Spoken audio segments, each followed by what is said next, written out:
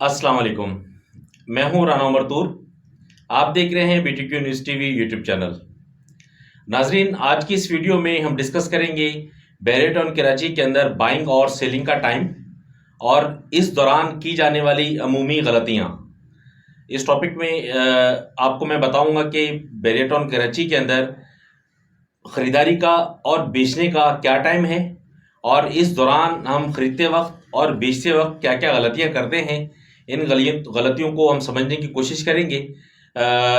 मेरी आपसे गुजारिश ये है कि आप इस वीडियो को पूरी देखें ताकि जो है वो आपको पूरी बात समझ में आ सके। देखें, बैरियट टाउन कराची के अंदर दो चीज़ें, जो बाइंग और सेलिंग का जो टाइम है, ये इंतहाई अहमियत का हामिल है कि आपने बैरियट टाउन कराची के अंदर ख़रीदारी कब करनी है और अपनी ख़रीदी हुई चीज़ को बेचना कब है। अपना आपका प्लॉट है, अपार्टमेंट है, विला है, किसी भी टाइप की प्रॉपर्टी है आपकी, इस प्रॉपर्टी को कब आपने ख़रीदना है, कब आपने बेचना है।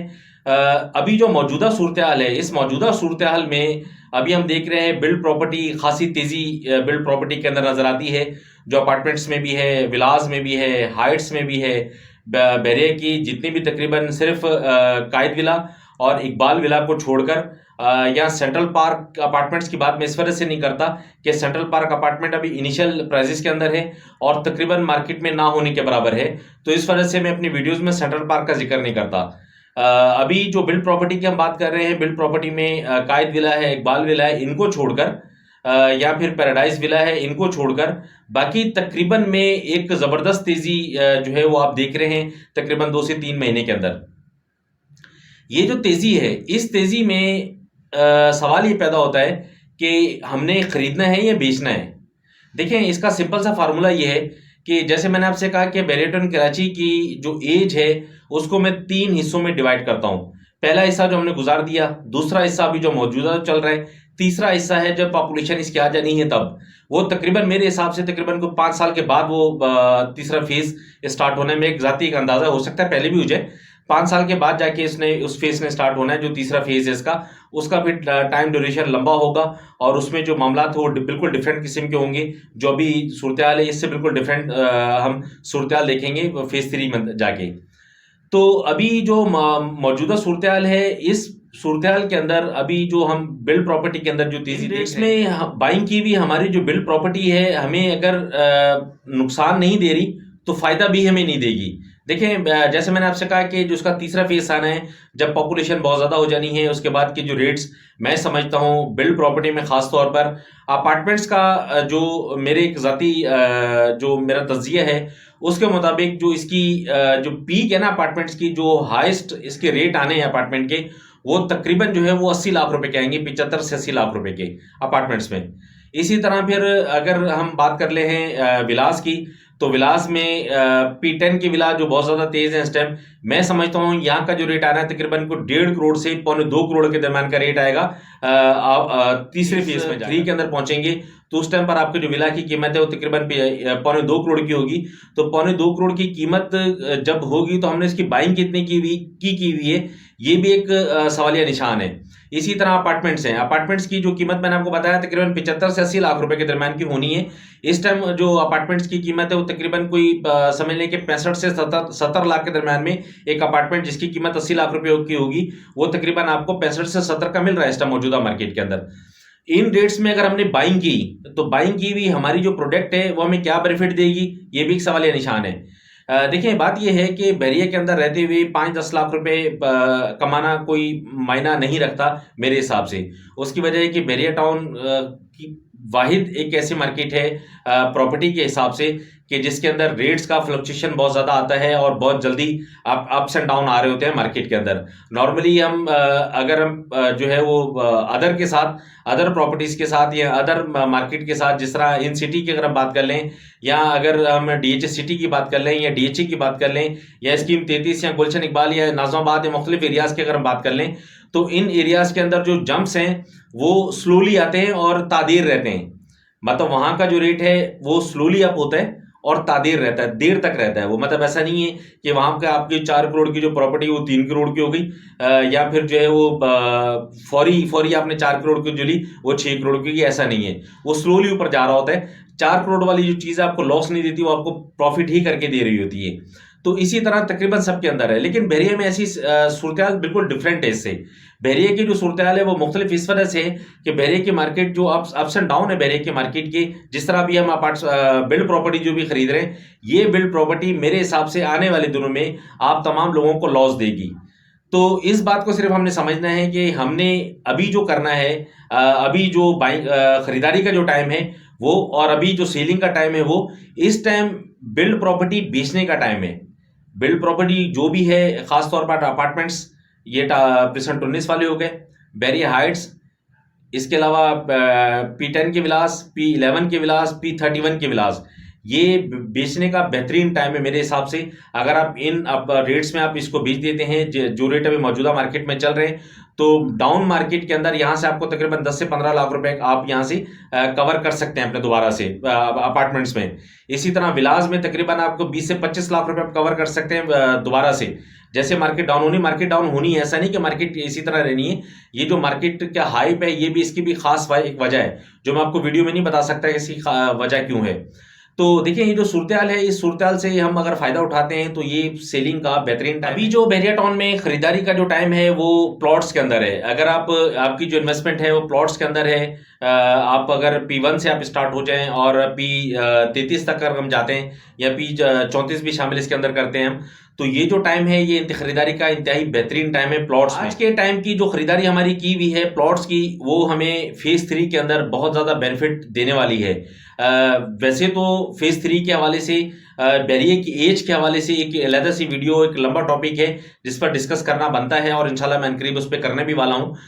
लेकिन क्या है कि अभी सिर्फ टिप्स आपको मैं देता हूँ कि मौजूदा जो टाइम है, इस टाइम पर अगर आप प्लॉट्स की आपकी खरीदारी अपनी की, तो फ्यूचर के अंदर जाकर एक मिसाल आप ये ले लें कि जिस तरह P6 है, P8 है, P16 है, मेरे हिसाब से फ्यूचर के अंदर जब फेज 3 में हम एज के दाखिल होंगे, तो उस टाइम पर यहाँ का जो रेट है तकरीबन 80 से 1 करोड़ के दरमियान का होना है जनरल प्लॉट का। एक मेरा जाती आइडिया है।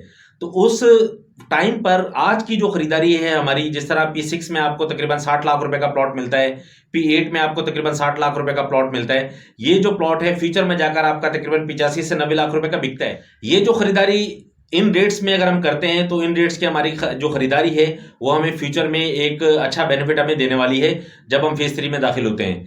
इसी तरह आपका जो है वो P1 की अगर हम बात कर लें, P4 की बात करते हैं, बैरिया हिल्स की बात कर लें। P1 में मेरा एक जाती आइडिया है, तकरीबन यहाँ का जो प्लॉट फ्यूचर के अंदर जब फेज 3 वाला जो टाइम आना है, उसमें तकरीबन मेरा जो जाती ख्याल है वो तकरीबन को 1.5 करोड़ प्लस का प्लॉट आपको जनरल यहाँ मिलेगा जब पॉपुलेशन बढ़ जाएगी इसकी। इसी तरह P4 का है, तो P4 का जो जनरल प्लॉट है 500 गज का, वो तकरीबन आपको मिलेगा को 1.5 करोड़ प्लस का। वो भी हिल्स में भी तकरीबन ये सेम सूरत हाल आनी जनरल प्लॉट के हवाले से। जो प्लॉट आपको 1 करोड़ का भी मिलता है वो तकरीबन 1.5 करोड़ का आपको मिलेगा आज से 4-5 साल के बाद जाकर, जब हम फेज 3 में दाखिल होंगे। तो इन डेट्स में आपकी जो खरीदारी है ना सर, वो खरीदारी आपको बेनिफिट लाजमी देगी। हम अगर इस बात को समझ गए कि हमने खरीदना कब है और हमने बेचना कब है, तो इंशाल्लाह हम कभी भी बहरिया में मार नहीं खाएंगे। हम नॉर्मली खरीदारी के टाइम पर बेच रहे होते हैं और बेचने के टाइम पर हम खरीदारी कर रहे होते हैं। तो यही सबसे बड़ा नुकसान है। जिस तरह बिल्ड प्रॉपर्टी जब 1 करोड़ 10 लाख रुपए या 15 लाख रुपए का P10 का विला था, उस टाइम लोगों की मिन्नती की, बहुत सी वीडियोस मैंने बनाई हुई हैं, मेरे चैनल पे पड़ी हुई इस तरह की वीडियोस, जिस टाइम पे लोगों से मैं कहता रहा कि आप इस टाइम बाइंग करें, लेकिन उस टाइम लोगों का रुझान इतना खास नहीं था बाइंग का। एक कॉमन जो लोगों की सोच ये थी कि यार मार्केट अभी भी डाउन होनी, तो ऐसा नहीं है। देखिए, जो डाउन मार्केट है ना, वो मैक्सिमम जो डाउन था वो हो चुका। इसी तरह प्लॉट्स में जो मैक्सिमम डाउन था वो हो चुका, इससे ज़्यादा डाउन होने वाला नहीं है। अगर आपका अमाउंट कम है तो कम अमाउंट के अंदर आप पीछे जा सकते हैं। पीछे से मुराद ये है कि P27 है 125 गज के लिए, P28 है, 26A है, P31 है। 250 गज में अगर आप आना चाहते हैं तो P30 है, P32 है, P34 है। 500 गज में आप आना चाह रहे हैं तो P33 है, P33, P29 है, 27A है। ये बेस्ट जो है वो ऑप्शन है आपके लिए कि जिसके अंदर आपका जो बेनिफिट अभी मार्केट जैसे ही जो है, अभी आपने इन्वेस्टमेंट आपने की, मार्केट जैसे ही जो है वो मार्केट में जंप आता है, इस जंप में भी आप बेनिफिट ले सकते हैं। और अगर आप इसको लॉन्ग टर्म रखते हैं तो लॉन्ग टर्म तो आपको 100% इसका बेनिफिट मिलने वाला है। तो अभी सिंपल सी बात ये समझ लें कि अभी जो मौजूदा टाइम है वो बिल्ड प्रॉपर्टी को बेचने का है और प्लॉट्स को खरीदने का है। सिंपल सा फार्मूला आप समझ लें कि बिल्ड प्रॉपर्टी जितनी भी है, कायद विला को हटाकर, इकबाल विला को हटाकर और P27 के विलास को हटाकर। अगर आपकी कोई प्रॉपर्टी इस दूसरे उसके अंदर है, जिस तरह अपार्टमेंट्स है, P10A है, 11A है, P31 है, स्पोर्ट्स विला है, अगर यहाँ पर आपके हैं तो आप ये अभी बेहतरीन टाइम है कि आप इनको अच्छी रेट्स में बेच सकते हैं। बेचने के बाद दोबारा जब रिवर्स मार्केट के अंदर आप यहाँ से दोबारा जब बाइंग करेंगे तो इस रिवर्स मार्केट में आपको एक अच्छा बेनिफिट यहाँ से दोबारा से मिल सकता है इसके अंदर। तो अगर हम इसको ट्रेडिंग पर्पस से ले रहे हैं तो भी हमारा अगर जो है वो रेजिडेंशियल पर्पस से हम इसको लेते हैं तो भी हमने जो सिर्फ ख्याल रखना है वो टाइम का रखना है कि किस टाइम हमने खरीदारी करनी है, किस टाइम हमने इसको बेचना है। प्लॉट्स में खरीदारी करते वक्त कोशिश करें कि अच्छी लोकेशन का प्लॉट खरीदें, हाइटेड लोकेशन का प्लॉट खरीदें, क्लियर हो, साफ सुथरा प्लॉट हो, किसी भी टाइप की एम्यूनिटीज या किसी टाइप का जो प्रॉब्लम्स इस तरह के ना हो। कि जो मैंने वीडियो पहले आप लोगों को बना के दी हुई है जिसमें मैंने बताया कि इस तरह की जो है वो आप प्लॉट्स के करीब की इस तरह की जो मामला हो उससे बचे, वो मैं इस वीडियो में लिंक में दे देता हूँ आपको। उसमें पूरी डिटेल मौजूद है कि किस तरह का प्लॉट आपने नहीं लेना। तो इस तरह की प्लॉट आप लें, साफ सुथरा प्लॉट हो, अच्छा प्लॉट हो। वो अगर आप इसको अभी बाय करते हैं, बाय करने के बाद इसको आप कुछ देर होल्ड कर लेते हैं, मार्केट का जंप आता है उसमें भी अगर आप एग्जिट होना चाहेंगे तो आपको बेनिफिट मिलेगा। अगर आप इसको लॉन्ग टर्म रखेंगे तो वहाँ 100% आपको बेनिफिट मिलने वाला है। जो आप अमाउंट लगा रहे हैं ना सर, ये अमाउंट आपका डबल हो जाएगा। ये बात आप गारंटी से लिख लें। आज नहीं 5 साल के बाद जब हम फीस 3 में दाखिल होंगे तब की बात मैं कर रहा हूँ आपसे मैं। अब हम डिस्कस करते हैं कि हम जो अमूमी गलतियां करते हैं बाइंग और सेलिंग के दौरान वो कौन सी हैं। देखें, नॉर्मली जो देखा गया वो ये कि जब हम खरीदारी कर रहे होते हैं तो खरीदारी करने के लिए हम काफ़ी सारे ब्रोकर्स को अप्रोच करते हैं, काफ़ी सारे ब्रोकर्स को हम कॉल करते हैं, अपनी जो रिक्वायरमेंट है उनको हम बताते हैं कि हमने ये परचेज करना है या इस तरह का हमें विला चाहिए, अपार्टमेंट चाहिए, प्लॉट चाहिए, कुछ भी। यहाँ जब हम गलती करते हैं उससे नुकसान हमें क्या होता है? नुकसान ये होता है कि जब हम, एक मिसाल है कि हमने 5 ब्रोकरों को कॉल की तो उन 5 ब्रोकरों ने आगे 5 लोगों को और कॉल कर रही हैं। जब वो 5 लोगों को कॉल जा रही होती है तो वो कॉल मल्टीप्लाई हो रही थी मुख्तलिफ नंबर्स के साथ।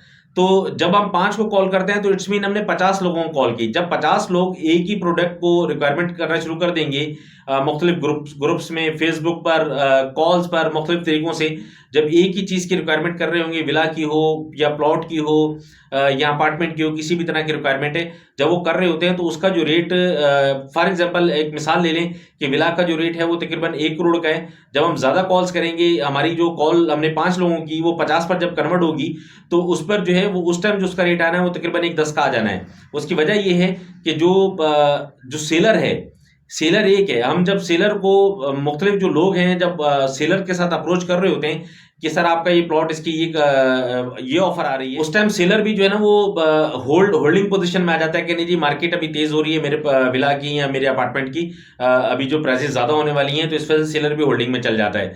जब होल्डिंग में चले जाता है तो हम जो है वो किसी और प्रोडक्ट को देख रहे थे, तो कहीं ना कहीं जाकर हम कुछ ना कुछ जब खरीदते हैं तो वो हमने जो 1 करोड़ का बजट बनाया हो तो 1 करोड़ 10 में हमें मिल रहा होता है, उसकी वजह ज़्यादा लोगों को कॉल है। इसी तरह सेलिंग के टाइम पर है, सेलिंग के टाइम पर जब हम मुख्तलिफ जो है वो एजेंट्स को अप्रोच कर रहे होते हैं, मुख्तलिफ एजेंट्स को हम कॉल कर रहे होते हैं अपने प्लॉट बेचने के लिए, अपने प्रोडक्ट कोई भी बेचनी है हमने, वो बेचने के लिए हम मुख्तलिफ लोगों को कोड करवाते हैं कि ये हमारा प्लॉट है, अपार्टमेंट है, विला है, कुछ भी चीज़ है, हम इसको बेचना चाह रहे हैं। तो जब वो हम कोड उनको करवाते हैं तो वो जो सेलिंग के लिए चीज़ आती है ना, जो भी चीज़ आई है सेलिंग के लिए, वो मार्केट में जो है वो फैलती है, मार्केट में लोगों को बताया जाता है। जो मार्केट में लोगों को बताया जाता है तो और भी बहुत से लोग हैं जो अटैच होते हैं दूसरे ब्रोकर्स के साथ, वो भी उस चीज़ की सेलिंग पर लग जाते हैं। जब एक चीज़ को, एक प्रोडक्ट को ज़्यादा लोग बेचेंगे तो उसकी वैल्यू मार्केट में नहीं रहती कि जैसी एक नॉर्मल किसी भी प्रोडक्ट की होती है। तो ये भी सबसे ज़्यादा प्रॉब्लम हम देखते हैं जब सेलिंग का टाइम आ रहा है तब भी, बाइंग का टाइम आ रहा है तब भी। देखिए इसका सोल्यूशन क्या है? इसका सोल्यूशन ये है मेरे हिसाब से ज़ाती, वो ये बनता है इसका सोल्यूशन कि आप, अगर आपने ख़रीदारी करनी है तो आप मुख्तलिफ लोगों को कॉल ज़रूर करें। अगर आपने सेलिंग करनी है तो आप मुख्तलिफ लोगों को कॉल ज़रूर करें, लेकिन वहाँ से आप रेट्स का आइडिया लें। वहाँ से आप, जब आपने फॉर एग्जांपल 10 लोगों को कॉल की तो आपने जनरल पूछ लिया, एक मिसाल, एक फॉर एग्जांपल आप पूछते हैं कि P10 के विला का क्या रेट है, आपका माइंड भी P10 के विला का है तो आप पूछ लेते हैं P10 के विला का क्या रेट है, तो आपको बताया जाता है भाई 1 करोड़ 45 लाख का है, कोई बताता है 50 का है, कोई बताता है 55 का है। 10 लोगों ने आपको मुख्तलिफ रेट दिए, उन 10 लोगों में से जब आपने 10 लोगों के साथ बात की तो आपको आइडिया हो जाता है कि कौन सा एजेंट कैसा है। ये बातों से भी एक अंदाजा आपको हो रहा होता है और तरीकेकार से भी आपको अंदाजा हो रहा होता है। तो उन 10 एजेंटों में से आप शॉर्ट लिस्टेड कर लें कम से कम लोगों को। जब आप कम से कम लोगों को शॉर्ट लिस्टेड करेंगे तो उन लोगों को अगर आप कहेंगे यार हमें आप जो है ना वो विला निकाल के दें, तो वो इंशाल्लाह आपको अच्छे प्राइसेस में मिलेगा, आपको मुनासिब कीमतों में आपको मिलेगा, जो आपका बजट उस बजट में आपको मिलेगा। इसी तरह प्लॉट है, जब आप कोई प्रोडक्ट सेलिंग की है, सेलिंग पर जब आप जा रहे होते हैं तो एक मिसाल है आपका प्लॉट जो है वो फर्ज कर लें P1 के अंदर आपका प्लॉट है। P1 का जो प्लॉट है वो आप जो आप ज्यादा से ज्यादा लोगों को कॉल करके P1 का रेट लें। रेट लेने के बाद आपको एक आइडिया हो जाएगा कि यार जो मेरा प्लॉट है इस प्लॉट की वर्थ इतनी है, इसकी जो मौजूदा कीमत है वो तकरीबन इतनी है। तो जब वो आपको एक अंदाजा हो गया, फॉर एग्जांपल एक प्लॉट आपको आपका जो P1 का प्लॉट है मुख्तलिफ लोगों ने आपको बताया, किसी ने 1 करोड़ बताया, किसी ने 1 करोड़ 5, किसी ने 10, किसी ने 15, तो आपने एक एवरेज रेट निकाल लिया कि यार 1 करोड़ 10 के दरम्यान का मेरा 1 से 10 के दरम्यान का मेरा प्लॉट बिकता है, जिस तरह की मुझे जो है वो इन्वेंट्री सपोर्ट हो रही है उस हवाले से, या जिस तरह के मुझे मार्केट से रेट मिल रहे हैं उस हिसाब से आप अपना एक माइंड सेट कर लें कि यार जो मेरा प्लॉट है इस प्लॉट की इतनी वर्थ है। वर्थ के हिसाब से आप कम से कम शॉर्ट लिस्टेड जो आपने एजेंट किए हुए उन एजेंट्स को आप कोड करवा दें कि ये मेरा प्लॉट है, इसको मैं बेचना चाह रहा हूँ। तो वो जब एजेंट अपने तरीके से काम करेंगे तो आपका प्लॉट इंशाल्लाह अच्छे पैसों में भी बिकेगा और बगैर किसी दिक्कत के बिकेगा। आप फेसबुक पर देखते हैं कि मुख्तलिफ लोगों की पोस्टें चल रही होती हैं कि इस बंदे ने हमारे साथ फ्रॉड कर दिया, इसने हमारे साथ ये कर दिया, ये सेलर था इस तरह लेके गायब हो गया, फलाने ने हमारे साथ फलाना कर दिया। ये प्रॉब्लम कहाँ आती है? ये प्रॉब्लम हमेशा वहीं आती है कि जब अब फॉर एग्जांपल कि जो है वो बहुत ज़्यादा लोग उसको बेचने के लिए निकले, फिर जो है वो सौदा गंदा हो गया है, कम पैसों के अंदर बिक रहा है, तो जब बिक रहा होता है तो वो जो सेलर पार्टी है वो होल्डिंग पे चले जाती है। जब वो होल्डिंग पे चल जाती है तो एजेंट हजरात उसको फिर उस सेलर को या उस सलाठी को भी जलील कर रहे होते हैं मुख्तलिफ तरीकों से। तो इस तरीकों से बचने के लिए बेहतर तरीका ये है कि आप ज़्यादा से ज़्यादा लोगों को कॉल करके एक एवरेज निकालें। एवरेज निकालने के बाद बाइंग सेलिंग दोनों के लिए आप एक एवरेज निकालें। एवरेज निकालने के बाद आप शॉर्ट लिस्टेड जो आपने एजेंट किए हुए उन एजेंट्स को आप या तो अपने बाइंग करनी तब भी, सेलिंग करनी तब भी, आप उनको बता दें कि मुझे ये बाय करना है या मुझे सेल करना है। वो फिर जब अपनी वर्किंग करेंगे तो फिर वो आपको मुनासिब पैसों में बिकवा भी देंगे और आपको दिलवा भी देंगे।